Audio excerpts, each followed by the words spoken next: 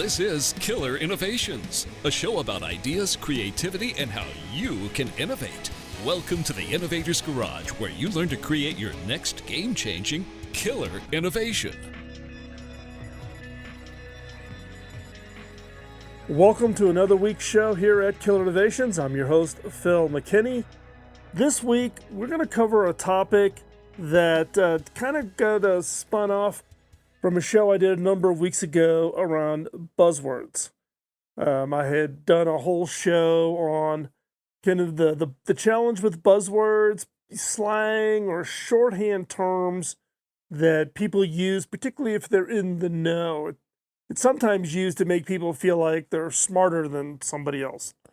Well, one of you wrote me an email that wasn't talking about so much about the buzzwords, but also buzz phrases. Multiple words strung together that kind of make it think like you should know what they mean, but do you really know what they mean? And so that is what the topic of today's show is going to be about. Not about buzz phrases as just as a generic term, but one in particular, one that a number of you have talked to me about over many years, asking for my definitions or how they should think about it. So what is this term? It is out-of-the-box thinking. Now, out-of-the-box thinking is a term that really came into vogue in the 1970s, 1980s with management consulting firms like McKinsey and Deloitte and any of the other big six firms. So what does it really mean? Well, first of all, you may not have heard it as out-of-the-box thinking. Sometimes it's referred to as thinking out of the box. Now, if you're from Australia, you may say thinking out of the square. And again, this is a term that consultants like to throw around, is like, oh, if you really want to drive innovation, then you need to be able to think out of the box. Well, what does it mean? It's a slang term, and rarely do the consultants provide with any practical guidance on what does it mean and what is it you can do to think out of the box. And so that is what we're going to talk about today, and that is giving you practical things that you can do to satisfy this desire to think out of the box, think out of the normal mode of thought. And so first off, let's rewind here and let's talk about, where did the term come from? How did thinking out of the box come to be as a term used particularly in the innovation space or creativity space or idea generation space? Get your best and brightest, and we need to think out of the box. We're going to talk about what that means and what it takes and how you should think about your thinking and thought processes so that you do think differently. So let's hop into this. What's the history of this term? Well, this term is kind of this vague set of words that have just gotten thrown together over the years. So in this case, this definition is that thinking outside the box, it's a metaphor. It means to think differently. It means think unconventionally or from a new perspective. Well, again, great. What does it mean, and where did this originally come from? Well, where it came from was from some management consulting practices looking at, how do you think differently? How do you solve problems in a way that others may not think of? So this thinking out of the box term was attached to this concept of the 9-dot problem. The 9-dot problem being a 3x3 grid of dots formed in the shape of a square.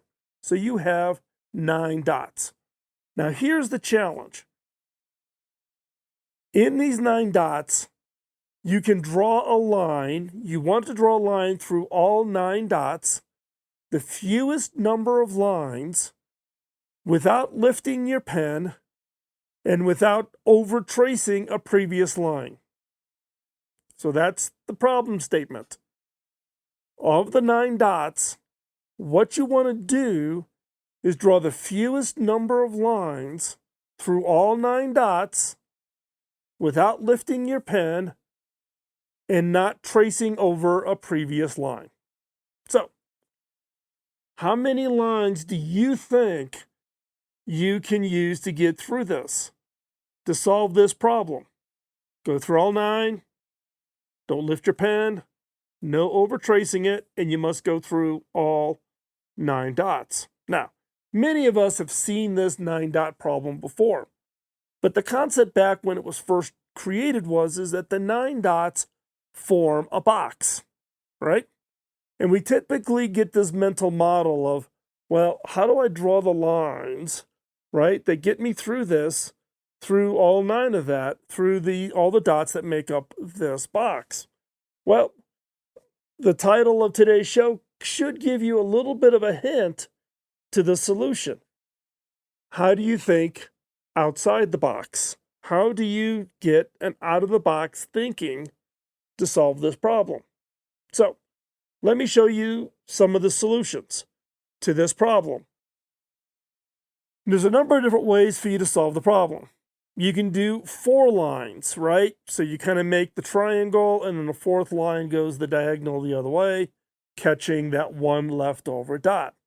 Now, many people thought that this was kind of the magic answer, the 4 lines, until someone came up with 3 lines, drawing lines very wide outside the box so that you could slope the line, like in the case of the 3 middle dots, where you hit the top of the dot, the middle of the dot, and the bottom of the dot as the line traces across.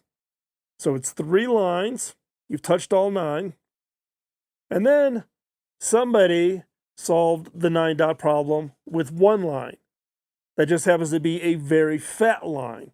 Think of it as like a very fat marker that is the width of the 3 dots that you just swipe down.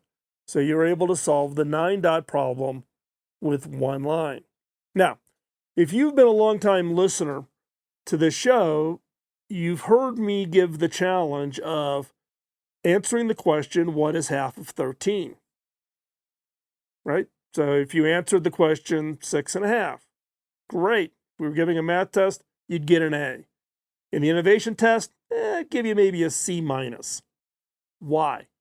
Because you solved it with one answer, and you took the obvious answer. In the innovation space is looking for all the different ranges of possible answers, and that's important. So in the case of what is half of 13, what are all the different various answers you can give?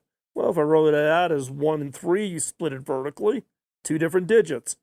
If I wrote it out as Roman numeral 13 and I split it vertically, it's 11 and 2, right? There's 13 cards in a deck of cards. The middle card is what card, right? There's thousands of different ways to answer questions like this. And the key is whether you're solving a 9-dot problem or you're solving a half of 13 type of a problem, is to not stop at what is the most obvious answer, or to even throw the towel in and say, it doesn't have an answer. Part of thinking out of the box is to think differently. Think about the problem, with understanding the definition of the problem. Now, the original problem for the 9-dot problem was what? Draw a line for all 9 dots, making sure that you, the fewest number of lines, and the lines don't trace over themselves, right?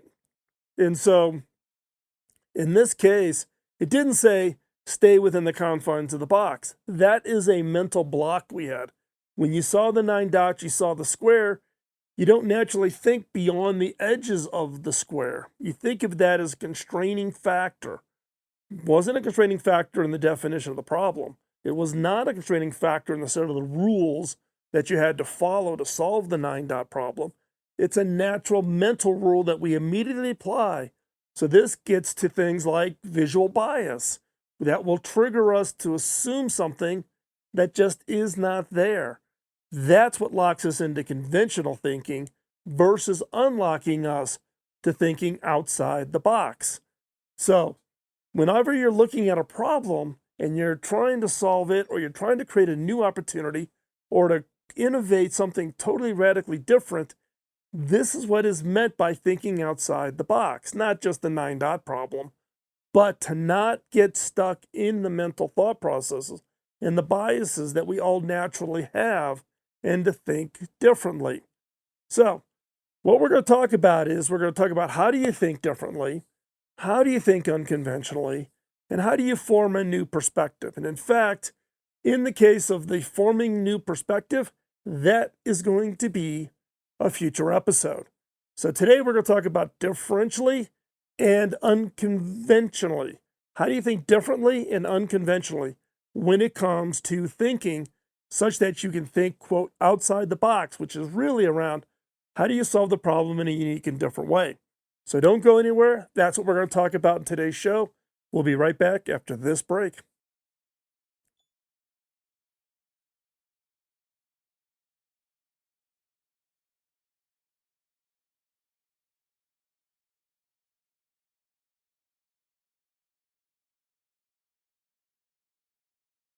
Well, welcome back to Killer Innovations. Today we're talking about out-of-the-box thinking.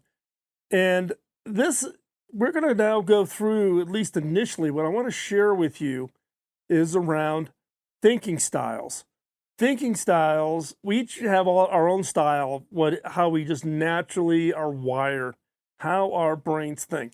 And it's important that even before you try to say you need to think differently, the question you have to answer is, how do you think now? What is it that is your preferred style when it comes to thinking? So there are a variety of different thinking styles. There's Synthesists, there's Idealists, there's Pragmatists, there's Analysts, and there's Realists. And what we're going to cover today is I'm going to go through each one of these in a little bit more detail, and then I'm going to ask you the question, which one are you? And that's an important question. You can't start contemplating how are you going to think differently if you are not aware with what your own preferential thinking style is. So let's hop right into this. So synthesis, what is a synthesis? Synthesis stand out with their creativity, with their curiosity, just that natural drive. They're open to all kinds of ideas and views and opinions and possibilities. They're open to a wide range of kinds of ideas, things that that made it just kind of tickle their fancy. It's an interesting type of people. I would argue that I actually fall into a little bit of this, and this is an important part. As we go through this, you may actually be kind of a combination of two. You don't have to fit into one clear bucket. You just have to recognize yourself in these definitions. Who are you and what are your thinking styles? Because this is an important input to know how you should or could be thinking differently. Next up are idealists. Idealists are always, working towards the big goal. They're setting the bar really high. The thing with idealists is not only do they set the bar high for themselves, but they set it high for everybody else that's involved in the project. Now, for them, their satisfaction comes from if it's harder, it's better. If it's a bigger hurdle that we have to get over, that's great. Idealists are also great at pulling teams to achieve something that everybody thought, was impossible, that nobody would ever be able to achieve.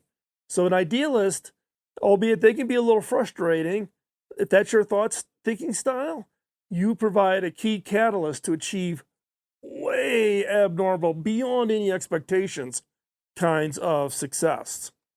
Next is pragmatists. Pragmatists, they take the logical approach to problem solving. They tend to be focused on the immediate results. They don't think about the long-term, kind of 5 years out or even 3 years out. They're dealing with the here and now. They don't look at that long term. They tend to be driven by quarterly or annual kind of achievements. They tend to be very good at managing up within organizations. They're just practical. They're the pragmatists. Then there's the analysts. Analysts are interested in the facts, the data points. They have a clear procedure for doing things. They love data. They love information. They also love processes and procedures. They love writing them, and they love executing them. They love measuring them. They're big on metrics. These are the analysts, right? The satisfaction for them comes from executing a process and then seeing it achieve an objective. Some analysts that you may be familiar with would be people within your organization that are project managers or program managers. These are the ones that define a process for managing a project, then they run the process of managing the project. They apply metrics to know they're on track for the project. And then when the project delivers in the end, they're high-fiving themselves. It's like, woohoo, we got it, we did it, we achieved the objective. And in some cases, that's the right measurement, that's the right way to think about it. In other cases, they may get so wound up on the processes, they lose the perspective of, yeah, the project was achieved and achievement was on time within budget, but maybe they didn't think about the achievement on the impact that it was going to have on customers or on success of the business or whatever. And the other thinking style is the realists. The realists are the perfect problem solvers. They tackle problems head on. They don't feel challenged by kind of the everyday conundrum or ambiguity. They see a problem and they go after it. These are the people within your organization who just get stuff done. They just get it done. They just knock it out of the park.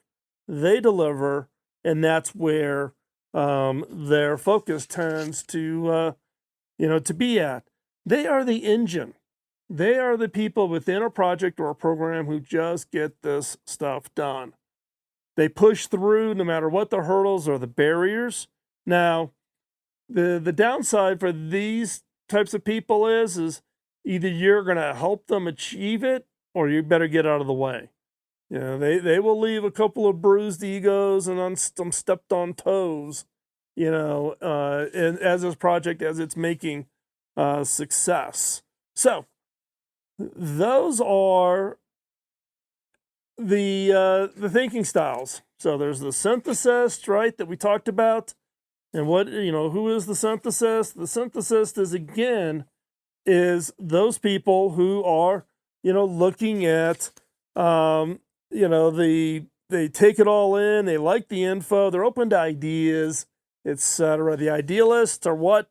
They're the ones setting the bar, they're the ones that are working for the big goal. These are the people who like big, hairy, audacious goals.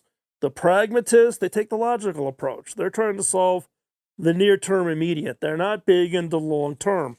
Then there's the analysts, right? The analysts are interested in facts and data points, etc. And then you've got the realists. These are the perfect problem solvers. They tackle a problem. If you give a well-defined problem statement to a realist, then you should just get out of the way because they're gonna crush it. This just reinforces the importance of doing an excellent job at defining the problem. So, again, synthesist, idealist, pragmatist, analyst, and realist. So great. Who are you? Which one of these define you? Now, that doesn't mean that you are stuck in that mode of thinking, that you are stuck in, how do I think differently? I'm a near-term guy and I'm supposed to be doing innovation. How do I do that? Or I'm an up-and-coming executive woman who's trying to drive success on long term, but I've got to solve near-term, quarterly, annual objectives. That's how I get measured. We're going to talk about that. We're going to talk about how to think differently. You need to know your thinking style, which is what we were talking about now. This is your thinking style. Now the question is how do you think differently? Knowing your style, how do you think differently to achieve success? And we'll be right back.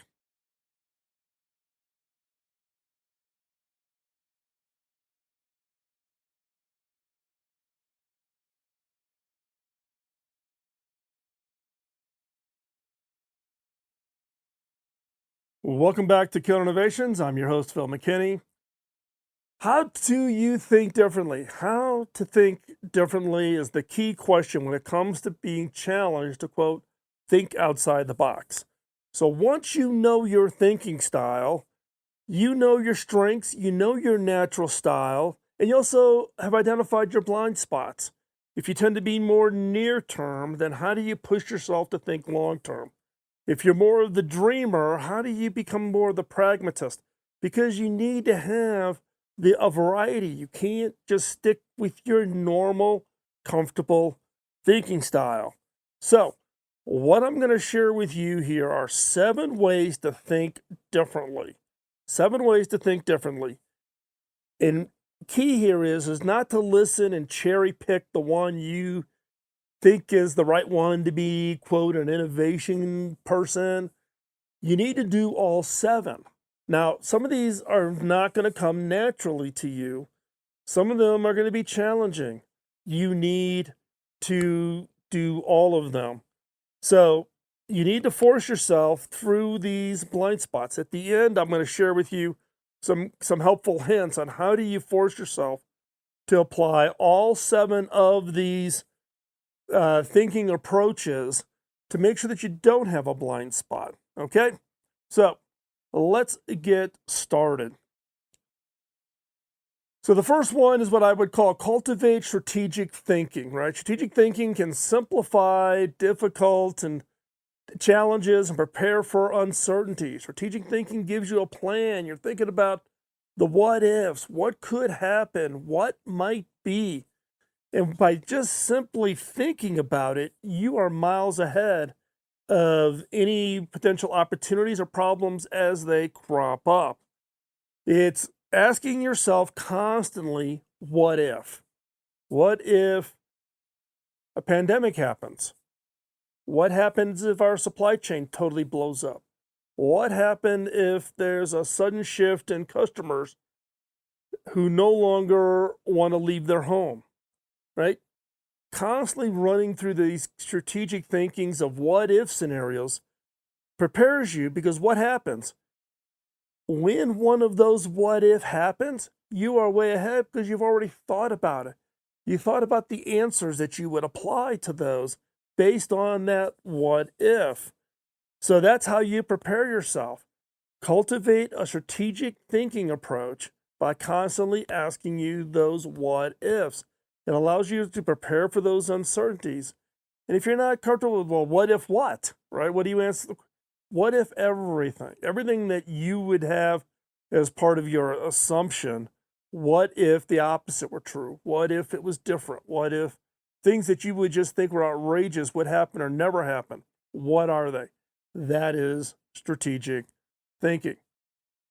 The next is to engage in inquisitive thinking. Now, I'm going to guess you are not surprised to hear me say, question everything. My entire career has been built on asking questions. Asking the questions in such a way to cause other people to think differently, to look at the problem differently. Asking questions is absolutely critical. But it's not just about asking questions in a brainstorming session or an ideation workshop or an innovation boot camp. It's about questioning everything, everything. And when you question, you gain information, you gain knowledge. And when you gain knowledge, you can have an impact because that knowledge is input into the ideas or into the innovations or into the problems that you're trying to solve. You have to question everyone and everything, particularly about assumptions, right? What are the assumptions under which your business operates? What are your assumptions under what your industry operates? What are your assumptions under the way your government operates? Question everything. And that's alone, this one thing will give you a leg up on innovation and your own personal creativity. Question everything. If you're not sure about what questions to ask, you can take the 48 questions that are in my book, Beyond the Obvious, or you could get the killer question card deck. I've covered that here in the show. And in fact, if you go over to beyondtheobvious.com, which is the book site, all 48 questions are up there in the form of blog posts. You can search for them. You can search for questions, types of questions on Google. People have collected up entire libraries of questions. collect yourself up a good set of questions. I have one of my moleskins, which is just my question notebook, where if I hear a really good, interesting, inquisitive question, I add it to the notebook. And then I'll just go through those and ask them of myself. You've heard me ask them of guests on the show. I've asked them in the form of my teams. So questions, the value of that library of questions for you that you can ask yourself, that causes you to think, that causes you to look kind of that beyond that, the obvious answer, beyond the obvious next step, is absolutely, absolutely critical. The other is to explore what I call big picture thinking. Now, big picture thinking, particularly if you're an analyst and you're into the deep end of the thinking process. The key here is sometimes you just need to take a step back. You need to kind of just take a breather. You need to gain a broader perspective. One way to do this is what I call an exercise of walk in their shoes. So sometimes when you're on maybe a product side or you're delivering a product or services and you see it from your side, you only see it from your side. To gain that big picture thinking, some cases maybe you need to step in the shoes of your customer. Maybe you need to step in the shoes of your supplier. Maybe you need to step in the shoes of some other part of an ecosystem critical to your success. Do a day in the life, map it out. It's what some people would call an experience journey. Create a journey map for that particular person. How do they go through and experience it? Gives you perspective, gives you that view that you just didn't have before. So sometimes you just take a step back and do that big picture thinking. Thinking about your industry, thinking about maybe a part of the ecosystem that supplies your industry. Get that perspective. Sometimes we just get so deep in the weeds, so deep in our own problems, so deep in our own challenges, or what we think is an opportunity, and we lose perspective. Exploring big picture thinking is about getting that perspective back, getting out of the details, going back up to 30,000 feet, and then think about, what does it look like from up here? What is it that's different? What is it that I can't see when I'm down at 5 feet level? How do I get back to a 30,000 foot view? That becomes kind of that critical step of really trying to unlock a view of something that you just haven't seen, looking at something with kind of those fresh eyes. Acting as a customer. I share a story many times, and I've shared it on the show. You've probably heard it, about me standing in a Best Buy store watching customers buy my products when I was Chief Technology Officer at Hewlett Packard. That perspective of talking to a customer and seeing how they actually bought, seeing the discussion they may have had with their friend or family member standing next to them, like, do you think this is a good product, or do you think that's a better product? Nothing is more valuable than getting a different perspective than sitting at your desk and thinking you know it all. Because guess what? Nobody knows it all. Another thinking strategy that you should focus on is harnessing focus thinking. I talk about focus a lot. Talk about focus in the problem statement. Focus thinking kind of shuts out the operations. Get away, lock yourself away. No distractions, just thinking. In some cases, people don't like doing that because they think that they're not productive. They think, oh, I'm not doing anything. I need to be doing something. I can't sit still. Use this episode as an excuse. The next time your boss comes by and you're just sitting there thinking, say, oh, no. I'm listening to this show. Phil McKinney, CTO for HP, tells me I need to spend amount of time just focused thinking. Use me as the excuse. Lock yourself away. Go away. Bill Gates goes away for a 1 week vacation. He takes a pile of books to read. That's all he does, is just think. You need thinking time. If Bill Gates needs thinking time, you need thinking time. So go lock yourself away by yourself, no distraction, no music, disconnect from the internet, and just think. Focused thinking. We'll be right back.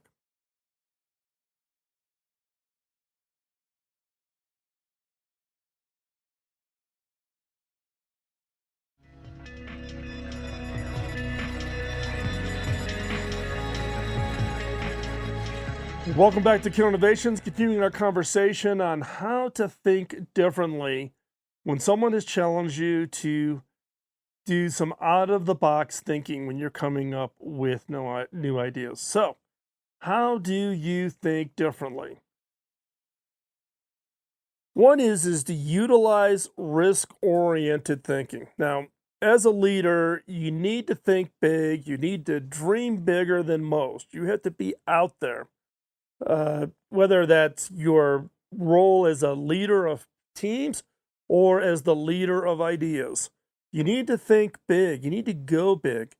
Now, one of the things that we tend to apply to these kinds of activities is we mentally apply a risk model to the ideas like, ooh, this is going to be really expensive, or wow, I don't know how we would ever do that.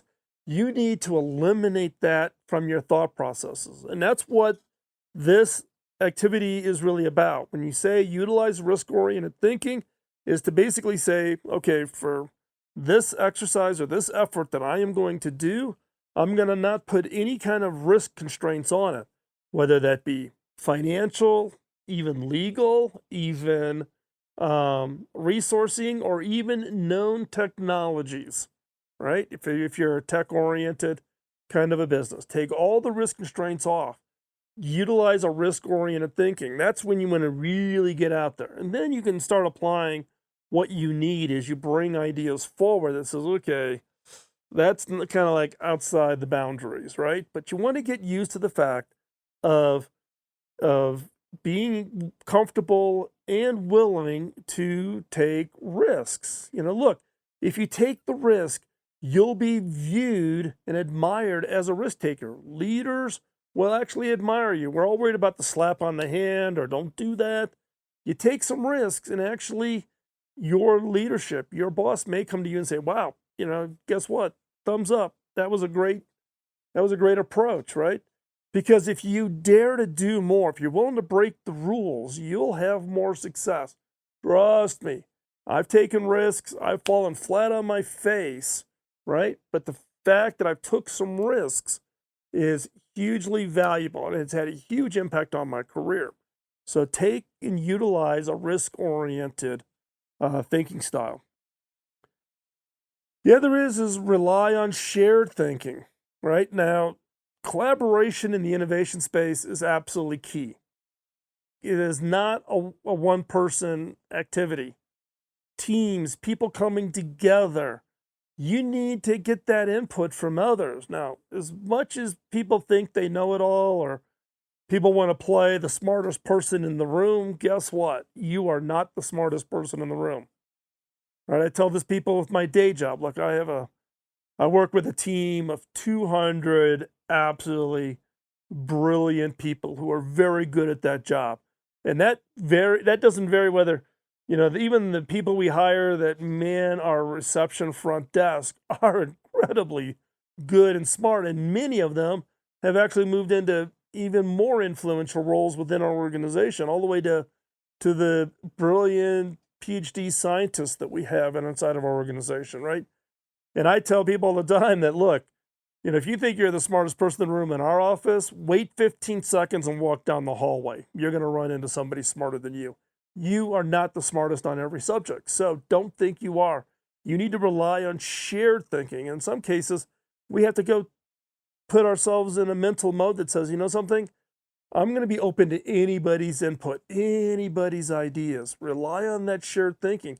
In some cases, we have to do that as we have to force ourselves as part of a mental exercise. Because if we don't, we tend to kind of close in our own walls.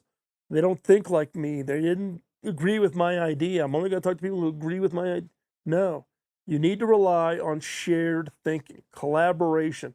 Having that collaborative thinking mode will absolutely accelerate your ability to come up with new ideas and, to quote, think outside the box. And then the last of the 7 that I wanted to share with you, which was practice reflective thinking. Look, we all love our ideas. I suffer from this as much as you will, or you do today, right? We love our ideas. It's our baby. Don't criticize it. Don't call our baby ugly, right? But in some cases, we have to take a step back. We have to be reflective. We kind of have to get our emotions out of it. We have to take time to not react and not get emotional. So in some cases, we have to practice this reflective thinking. Enables you to we have to distance ourselves. Yes, it's an idea you may have come up with, but it's an idea that you're letting go of, that you're letting loose. And you got to be willing and comfortable that in some cases, people may have different ideas and their perspectives. And again, it kind of goes back to shared thinking. You need to have perspective. You got to have that reflective thinking. You got to have all these thinking styles. In some cases, you just got to step back. And that reflective thinking also allows you to see things with a new pair of eyes, not as the inventor of the idea, but as one that you're trying to nurture and you're trying to secure resources and support for. So again, how do you think differently? Cultivate strategic thinking, engage in inquisitive thinking, explore big picture thinking, harness focused thinking, utilize risk-oriented thinking, rely on shared thinking, practice reflective thinking. You need to do all of these. So how do you do this? Well, one is schedule all 7. Set aside an hour just to do strategic thinking, or an hour to do big picture thinking, or to spend an hour doing risk-oriented thinking. Take it and schedule it. Lock your door, get away, or if you want to do it with other people, invite them in, right? But if you need to do all 7, and if you do all 7, you will be thinking differently, and you will be thinking out of the box. You'll be thinking differently from everybody else. So hopefully that is helpful for you. Now, what I will tell you is this is part of a multi-part series. So if you think we're done on out-of-the-box thinking, we're not. There's more to talk about, and we're going to do that in a future show. So thanks again for joining. If you want to get in contact with me, you can get a hold of me at phil@killerinnovations.com. You've got all the websites, philmckinney.com, killerinnovations.com, beyondtheobvious.com, which is for the book, or you can follow me on social media. Thanks for joining. If you want to stay updated, send me a text, innovation at 44222, or innovation@killerinnovations.com. And we will be back next week. Bye-bye.